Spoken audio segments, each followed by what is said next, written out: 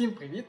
Мене звати Олександр Скороход, я науковець, ультрамарафонець та ведучий подкасту «Наука аж бігом». В цьому випуску будемо розбирати, як же вибігти півмарафон із 80 хвилин. У мене для того, щоб вирішити це рівняння, це зайняло аж 7 років. На минулих вихідних я пробіг рок-н-рол півмарафон за годину 19 хвилин і 36 секунд, оновив свій personal best і, як бонус, посів ще й перше місце в категорії М40 Masters на цій дистанції. В цьому відео ми поговоримо про особливості підготовки, на що звернути увагу, помилки, які можна допустити і не вибігти з часу, навіть якщо ти готовий. Ну і якісь базові основні принципи, як готуватись, тренуватись, якщо ви вже десь за 35-40 років. Як підготуватись, щоб вибігти півмарафон із години 20 хвилин. Побігли! Скажу одразу, що не вважаю, звичайно, результат 80 хвилин на напівмарафоні якимось там супер-екстраординарним. Дуже багато любителів біжать значно швидше, показують значно кращі результати. В чому особливість, скажімо, моєї була підготовки, що, по-перше, моя цільова дистанція – це все ж таки ультрадистанції, тому півмарафон для мене це є, можна сказати, коротка дистанція. Крім того, мені вже не 25 років, я перейшов в категорію 40+, тому було цікаво дійсно покращити свій попередній результат, який ще був в 34 роки на напівмарафоні, година 20 хвилин 40 секунд. І останній момент, на який би теж звернув увагу, що все ж таки півмарафон, навіть той, що я біг, це був як проміжний старт для підготовки до, знову ж таки, ультрадистанції, яку я планую бігти трошки пізніше. Для чого загалом бігати такі короткі з точки зору ультрамарафону дистанції, які потребують зовсім інших фізіологічних адаптацій, для чого їх бігати ультрамарафонцю? Якщо ви подивитесь уважно на тренування Кіліана Жорне, Тома Еванса, Девіда Роша, називаю тільки тих, хто відносно відкрито публікує свої тренування. Так от, якщо подивитись на особливості, специфіку їхніх тренувань, то, звичайно, вони так само багато уваги приділяють і швидкості, не тільки розвитку самої витривалості. Тому що, витривалість нам потрібна, щоб, в принципі, подолати дистанцію, швидкість від неї буде залежати, наскільки ми швидко зможемо цю дистанцію подолати, тут вже як не крути. Тому, навіть якщо ви бігаєте довгі дистанції, ультрамарафони, все одно треба завжди працювати над швидкістю. Тим паче, якщо вам уже за 35-40 років, тому що з віком якраз швидкість – це перше, що ми втрачаємо, на жаль. Так, і давайте почнемо, власне, із підготовки. Як я готувався до цього півмарафону, трошки беручи все ж таки до уваги контекст, що основний мій старт – це ультрамарафон, який планується десь в кінці квітня. Початковий план у мене був приблизно готуватись до напівмарафона протягом 10-12 тижнів. Через те, що я захворів в кінці якраз 2024 року і десь до 7 січня температура, тобто не тренувався взагалі, то план змінився. І фактично я почав тренуватися десь за 8 тижнів до півмарафону. Але, звичайно, треба сказати, що з минулого року, з попередніх років у мене була вже певна база. Тобто я не готувався до свого першого півмарафону, це був вже енний півмарафон. Що нового, власне, я зробив в цьому році порівняно з попередніми роками? Скажу одразу, що зазвичай кожного року я починаю сезон із півмарафону. Для мене це така оптимальна дистанція з точки зору її довжини, не надто коротка, як 10 кілометрів, і не занадто довга, для того, щоб трошки розбігати. А що змінив я в підготовці цього року? Цього року, перш за все, дещо збільшились мої тренувальні обсяги. взимку порівняно з попередніми зимами, тому що, на жаль, в основному зими проходили в заліковуванні якихось травм. Тобто робочі такі тижні в мене були 130-140 кілометрів на тиждень, знову ж таки націлені на підготовку до ультрадистанцій. І переважна більшість тренувань, тобто 50-60%, вони проходять на біговій доріжці. Це зручніше, це менше навантаження на опорно-руховий апарат, можливість відпрацювати біг в підйоми, те, що теж мені для ультратрейлів потрібно. Далі. Що стосується підготовки і періодизації, є дві основні такі схеми. Це лінійна, коли ми йдемо від об'ємів і поступово збільшуємо швидкість, і є зворотня періодизація, коли ми навпаки починаємо із розвитку швидкості. Я слідкую за різними тенденціями. Ми з Сергієм Поповим робили інтерв'ю на цю тему, одне з перших, можете подивитись. І цього року вирішив спробувати саме піти від зворотньої періодизації, тобто попрацювати на початку сезону над швидкістю, потім вже додавати об'єм. І відповідно, перші блоки в мене були на розвиток МПК, це така класика. Те, що я робив, 30 через 30, хвилина через хвилину. Тобто на максимальній швидкості ми біжимо 30 секунд, потім хвилину. І хвилину відпочиваємо, наприклад. І так, 20, 24, 30 повторів, в кого скільки вистачає терпіння, здоров'я, часу. Відповідно, на початку попрацював над МПК, потім ще я зробив невеличкий блок, щоб простимулювати свій поріг аеробного обміну, який теж за міжсезоння, за цю перерву, в часі він дещо впав. І тільки після цього перейшов вже до розвитку порогу аеробного обміну. Можна сказати, за тиждень перед стартом я працював над швидкістю на рівні пано. І вже під час самого старту, в цей тиждень старту, то теж зробив хорошу роботу на рівні порогу аеробного обміну. Якщо вам оці слова максимальне споживання кисню, пано, аеробний поріг, вони видаються трішечки якимись незнайомими, то подивіться відео з Володимиром Ткаченком, ми робили розмову про всі ці показники. Там про це звучить. Або ж можу зробити і я якось окремо відео виключно по ось цих всіх фізіологічних показниках, параметрах, щодо чого. Якщо буде такий запит, пишіть в коментарях під цим відео. Що ще допомагало, крім ось цих робіт на МПК? Крім цього, втілив те, що ми обговорювали з Сергієм Поповим на подкасті, коли говорили про методику Девіда Роша. Якщо не дивились, подивіться обов'язково цей випуск, там багато цікавих є нюансів. Так ось, дуже допомогло, теж підглянув, можна сказати, я у Девіда Роша, застосування оцих коротких прискорень, відрізків, які бігаються, навіть в кінці, скажімо, звичайних тренувань у другій зоні, та ми в кінці робимо ось ці прискорення. Знову ж таки, щоб ось ці адаптації, нейром'язові адаптації, вони зафіксували в головному мозку, що ти дійсно можеш бігти швидше. Третій момент, який допоміг, це фактично я, до нього, можна сказати, прийшов і минулого року. Після своїх помилок при підготовці до ультра, зокрема, це використання гірок, але саме для розвитку швидкості, а не просто, скажімо, потужності чи витривалості. Так ось біг з гірки та з прискоренням, це дуже добре прокачує, розвиває швидкісні навички. Тому що з гірки бігти легше, ноги переставляються швидше.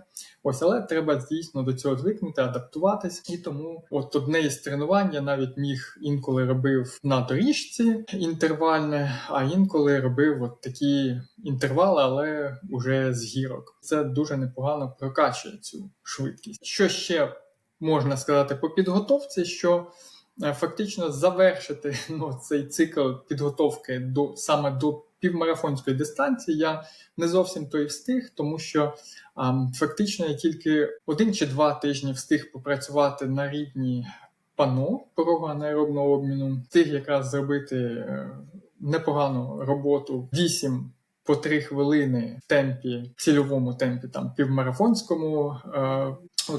Рівно за тиждень до півмарафону малеча зі школи принесла якийсь харчовий вірус, і ми всі лежали там з температурою, і потім ще до середи, фактично до середи, це вже тиждень, коли я мав бігти півмарафонську дистанцію, ще були такі не дуже приємні відчуття в шлунку, я не все міг їсти. Тобто, виходить, у мене попередній тиждень я не встиг завершити, не побіг там довге тренування, а я зазвичай його поєдную також з якимись швидкісними роботами. І не побігав в суботу. Тобто довелось переструктурувати підготовку. У себе на блозі в пості я там більш докладно напишу, тут скажу тільки, що я трошки змістив, можна сказати, ці підготовчі цикли, зробив ще невеличку таку відносно легку роботу якраз на гірках на тижні перед півмарафоном і вже біг півмарафон. Тобто фактично я думаю, що якби ще було кілька тижнів підготовки нормальної до півмарафону, результат, звичайно, міг би бути також швидше, ніж година 19 і 36 секунд, які я показав. Напевно, по підготовці все. Єдине, що зазначу, знову ж таки, по екіпіруванню, тому що часто запитують, а от в чому бігаєш, в чому тренуєшся, в чому змагаєшся, то бігаю у звичайних кросівках. Це зараз Asics Gel Content 7 і Saucony Triumph 21 чи 22. Перші використовую на дрижці, в основному другі на дворі. А змагався в Asics'ах Everite. І в них змагався і минулого року. Тобто це кросівки без карбону. Поки що карбону я не пробував. До речі, цікаво буде спробувати. Більш, мабуть, докладно якісь нюанси, деталі, зайдіть за посиланням на блог, можете там почитати. Також, кому цікаво, можна подивитися, я є у Страві, там я всі свої тренування викладаю, немає якихось чорних сторінок, тобто все відкрито, і можете просто послідкувати, подивитись, і які об'єми, які роботи роблю, в які дні, скільки силових тренувань, тобто там все це є. І такі загальні моменти, які не стосуються безпосередньо тренувань, але тим не менш вони стосуються підготовчого процесу. На що варто звернути увагу, особливо якщо вам уже за 35 років. Перш за все, це укріплення опорно-рухового апарату. На жаль, із попередніх 7 років, коли я не міг вибігти півмарафон із 80 хвилин, то значну частину цих спроб я провалив тільки через те, що або була травма, або я тільки відійшов від травми і не міг ще набрати достатні об'єми чи попрацювати добре над швидкістю. Тобто, як на мене, укріплення опорно-рухового апарату, це та база, яка має бути для того, щоб ви могли набігати оці об'єми, достатні об'єми, не обов'язково, щоб вони були такі великі, як у мене. Я все ж таки готуюсь до ультрамарафонів, так? Вони можуть бути значно менші, але все одно потрібен укріплений опорно-руховий апарат. Якщо у вас вже ці проблеми були, тим паче зверніть на це увагу. Я в блозі написав докладно, які вправи, що робив саме я, тому що у мене якісь мої особливі травми, але в загальному треба звернути увагу на загальну фізичну підготовку, тобто укріплення м'язів кору. Звичайно, це укріплення м'язів ніг, укріплення стопи, і так далі. Тобто всі ці речі теж треба приділяти їм час, залежно вже від, скажімо, ваших конкретних особливостей, дистанції, до якої готуєтесь і так далі. Далі, на що ще зверну увагу, це, звичайно, дієта. Тому що, на жаль, теж після десь 35 років ми поступово починаємо втрачати м'язову масу, і в першу чергу це стосується наших швидкісних волокон. Так недостатньо самих стимулів тільки фізичних тренувань, фізичної підготовки для того, щоб цю масу зберегти. Хоча зверніть увагу, що, наприклад, ті ж самі забігання швидкісні в гірку, короткі, дуже корисні. І загалом якась така бігова активність в гірку, в горах буде допомагати цю м'язову масу все ж таки підтримувати. Але в той же час ще зверніть увагу на достатнє споживання білка. Якщо ми говоримо про спортсменів, то це хоча б від 1,5 до можливо 2,5 навіть грамів на кілограм маси тіла.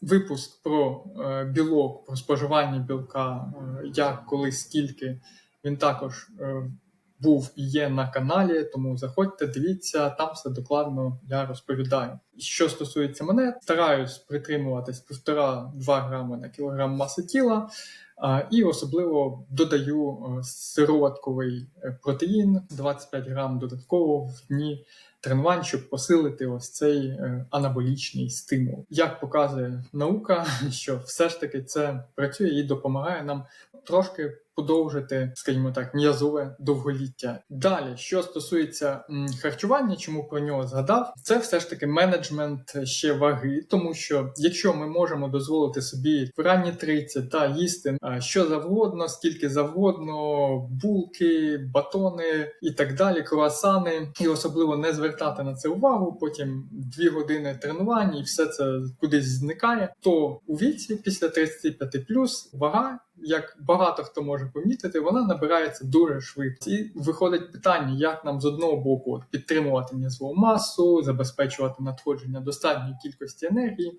а з іншого боку, щоб не запливати оцими додатковими калоріями, які ми просто фізично вже не встигаємо спалити. Для себе я знайшов дуже цікаве рішення, яке теж наукою на сьогодні всіляко вітається. Це так званий time restricted eating, або харчування обмежене в часі. Тобто у вас є, наприклад, харчове вікно, ви не весь день потрошку там щось жуєте, а, наприклад, там з 9 ранку до 19 години вечора.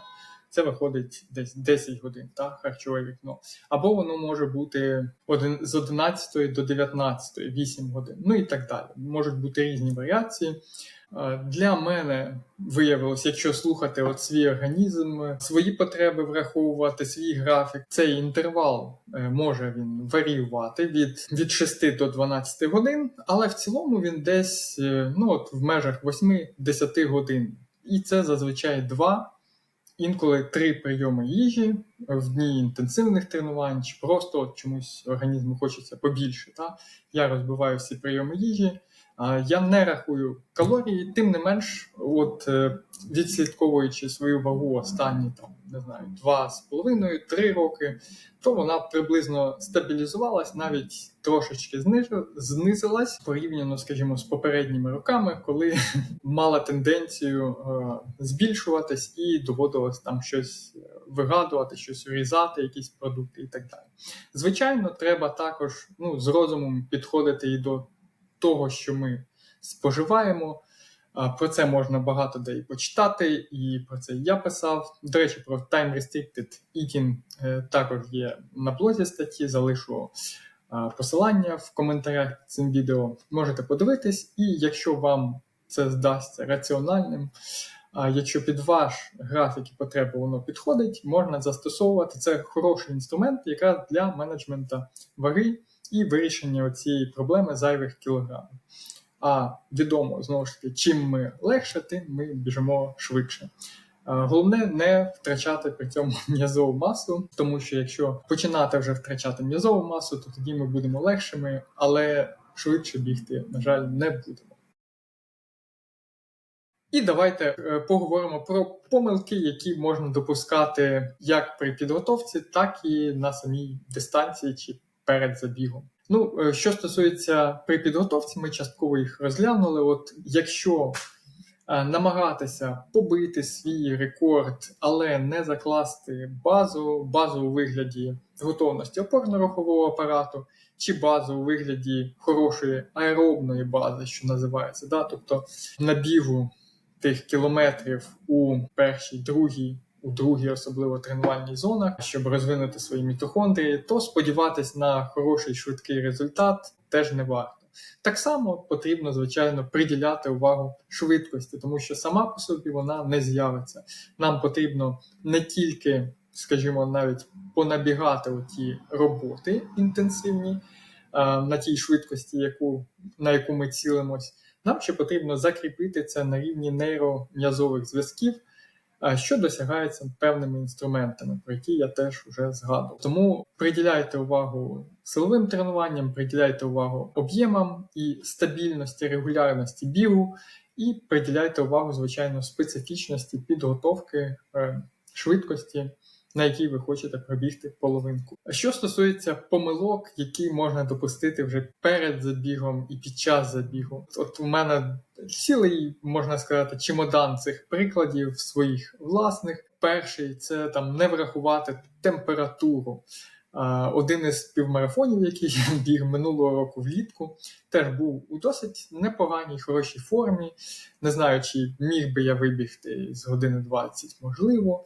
Але забіг проводився рано вранці, о 7 ранку. Тим не менш, температура була 28 градусів по Цельсію станом на 7 ранку. І я пам'ятаю, я так пробіг кілометрів, мені здається, 5 з цільовим темпом по 3,45 і все. І мене просто, можна сказати, накрило. Далі я добігав вже значно повільнішим пейсом. Я виграв той півмарафон, там година 22 з чимось був результат. Але, звичайно, така висока температура із швидким хорошим результатом, при тому, що траса була ідеально гладенька, просто несумісний був. Тому перший момент: звертайте, звичайно, увагу на температуру, час, дату, коли проводиться забіг, де саме проводиться забіг. І не ризикуйте, тому що можна серйозно, до речі, нашкодити здоров'ю, якщо не звертати увагу на температуру, не адаптувати організм. Теж про це було, до речі, відео на каналі, можна подивитись, як правильно адаптуватись до високої температури. Тому це помилка, така номер 1. Помилка номер 2 – це, можна сказати, логістика, добирання до старту, пов'язані з цим речі. Теж в мене кілька було випадків, коли просто запізнювався на напівмарафон і не встигав, наприклад, сходити в туалет. І, звичайно, це впливало на фінальний результат, тому що ти не можеш нормально бігти, нічого не зробив всі справи. Уникайте цієї помилки. Приїжджайте завчасно. Третій момент, дуже яскравий приклад, минулорічний нью-йоркський півмарафон, коли я пробіг досить непогано, як за показниками годинника, один з найшвидших, можливо, навіть третій по швидкості мій результат за 7 років, година 21-25, здається. Але в чому була проблема? Організатори мене поставили у першу хвилю учасників, але до коралу І. А корал І – це, здається, 5-й корал. І всього в першій хвилі 4 тисячі учасників. І замість того, щоб йти десь наперед, де будуть швидші бігуни, а я собі чемно лишався в своєму коралі І. Потім пішов старт, десь 6 хвилинок ми тільки топали до стартової арочки, потім побігли. Але, звичайно, бігти, коли перед тобою порядка 3 тисяч учасників і пробувати розігнатись до якоїсь швидкості і стабільно бігти з нею, це просто нереально. Навіть враховуючи, що вулиці широкі, десь будівництво, десь просто люди біжать в шахматному порядку і доводиться їх оббігати. Виходить дуже рваний темп, все одно доводиться гальмувати десь, і одним словом це був повний провал. Я міг пробігти, я певен, на хвилину точно швидше за свій результат, тільки за рахунок того, якби я став десь пораніше. Тому ніколи, якщо ви цілитесь на ваш особистий рекорд, ставайте якомога ближче до стартової арки. Це просто 100% правило, на яке потрібно звертати увагу. Далі. Харчування і пиття по дистанції. Скажу так, якщо ви хочете бігти півмарафон із 80 хвилин, то, звичайно, ні про яке пиття і харчування, мабуть, мови не повинно йти. Хоча, знову ж таки, можна прихопити з собою той самий рідкий гель про всяк випадок, мати на увазі, що якщо дуже буде спекотно, залежно від умов, що ви десь на пункті підтримки візьмете стаканчик водички і трошки поп'єте. Але загалом, якщо погодні умови не спекотні, якщо ви готові, то у вас дистанція пролетить дуже швидко і просто потреби немає з собою набирати якихось гелів чи додаткову воду. По екіпіруванню, мабуть, остання така теж помилка, яку часто роблять на рейсі. Звичайно, ви маєте бігти в тому, в чому Тренуйтесь уже не раз, тому що ці всі історії, коли там десь натирають кросівки, починають натирати кросівки, чи якийсь одяг, ну це теж часто трапляється, і дуже прикро буде, що якщо вам не вистачить тих кількох секунд через всі ці незручності для того, щоб оновити свій рекорд чи вибігти із 80 хвилин. Ну і останній невеличкий блок – це про мотивацію, тому що, бачите, от у мене зайняло аж 7 років, щоб вибігти цю півмарафонську дистанцію з години 20 хвилин. Без, скажімо так, цілеспрямованості, мотивації, ну це було просто неможливо зробити. Я б міг давно вже все це закинути. Що допомагало підтримувати цю мотивацію? Перш за все, якийсь інтерес, спортивний, як то кажуть, інтерес, тому що просто цікаво, як швидко ти можеш бігти. Ну і як показує практика, що завжди можна пробігти трошечки навіть, але все ж таки швидше, ніж раніше. Другий момент – це наявність цілей. Тобто я хотів не абстрактно пробігти швидше, а я хотів вибігти конкретно із, скажімо, 80 хвилин. Третій – це наявність великих бігових цілей. У мене це ультрамарафони, але все одно півмарафон я розглядаю як така проміжна сходинка, яка допомагає мені бігати швидше, бігати краще мої цільові ультрамарафони. Тому обов'язково зверніть увагу на мотивацію, підтримуйте її постійно, для того, щоб ви могли досягнути тих результатів, які бажаєте. Так, і давайте підіб'ємо підсумки, як же нам можна вибігти із 80 хвилин півмарафонську дистанцію. Перш за все, працюємо над швидкістю. Розвиток швидкості – це специфічні роботи, зокрема на рівні порогового анаеробного обміну. Але, звичайно, перед цим, якщо це початок сезону і ви хочете пробігти півмарафон, то дуже бажано попрацювати і над швидкістю на рівні МСК, максимального споживання кисню, і також підтягнути ваш аеробний поріг. Тобто, насправді, 8 тижнів – це не так і багато. Бажано мати 10-12 тижнів, щоб провести гарну роботу над швидкістю.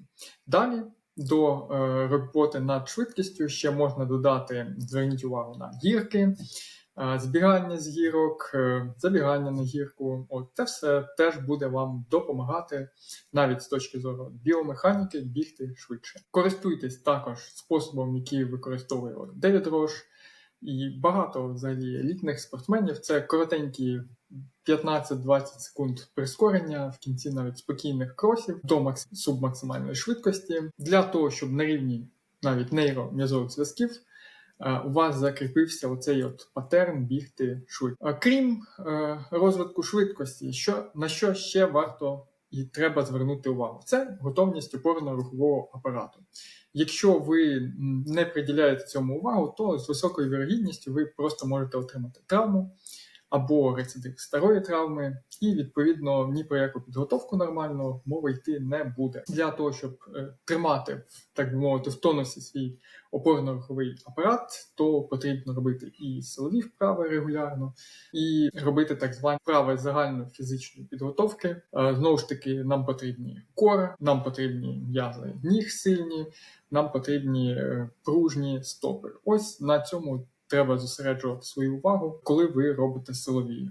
Інструментів для роботи можна використовувати як вагу власного тіла, так і всілякі резинки, вільні ваги на початку сезону особливо. Тобто те, що маєте в доступі, чим володієте технічно, те використовуйте, застосовуйте, і це дасть хороший результат у вигляді готовності опорно-рухового апарату. Далі, третій момент, на який зверніть увагу атлети, кому за 35 років, а то й 40+, як мені, це дієта. Зокрема, достатнє споживання білка на рівні 1,5 до 2,5 грамів на кілограм маси тіла щодня для того, щоб підтримувати м'язову масу, яка, на жаль, після 35 років починає втрачати. Крім білка, звичайно, треба звертати увагу загалом на те, що ви їсте, тобто робити дієту збалансованою, і не споживати зайвих калорій, особливо у вигляді різноманітної junk-food. Тобто це вже такий менеджмент ваги. Як це можна робити у відео я також. І останній важливий момент, на який би звернув увагу, це підтримка мотивації.